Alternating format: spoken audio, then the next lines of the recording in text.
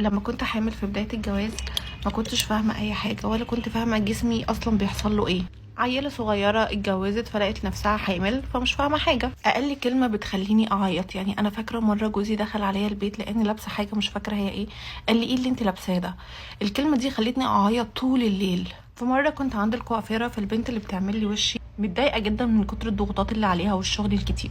فانا في العادي بعرف اتصرف عادي، شخصيتي قويه وكده، ممكن اهزر معاها اخليها تضحك او وات ايفر يعني.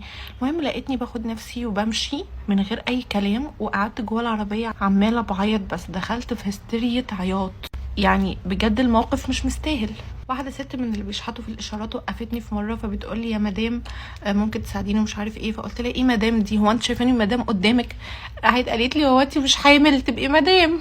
فضلت اعيط عيط كبير قوي، وروحت البيت فضلت اكلم ماما واقول لها هو انا مدام؟ هو انا بجد مدام؟ ايه مدام دي؟ مش مستوعبه ولا فاهمه حاجه، محبوسه جوه نفسي، بنام بصعوبه وبقوم بصعوبه ورجلي وارمه، عايزه اقفل على نفسي اوضه وافضل اصرخ، بس مش طايقه ولا مستحمله كلمه لحد، ولا عايزه اكلم حد ولا اشوف حد. الموضوع صعب جدا. فكنت حساسه قوي، يعني اقل كلمه بتعيطني. المهم بعد ما البيبي شرف بقى، حياتي بقى اتقلبت راسا على عقب. اللي هو انا بيبي وبجيب بيبي للدنيا، وفي روح تانية انا مسؤولة عنها، عن اكلها وشربها، سهر طول الليل بقى ولف بيها واشيلها وانيمها واكلها واغير له بقى حفاضات يعني انتي مسؤولة عن روح تانية في كل حاجة. وطبعا ده بيخليكي مضغوطة اكتر، وطول الوقت بتصرخي وبتصوتي ومش مستحملة كلمة لحد. كل ما البيبي بيكبر مسؤوليته بتكبر معاكي، فانت برضو ستيل مسؤولة عن كل حاجة تخصه.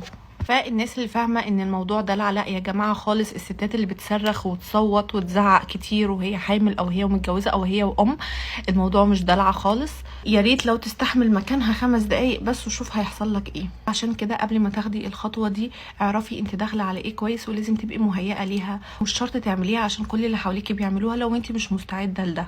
دي شيلتك لوحدك ومحدش غيرك هيشيلها.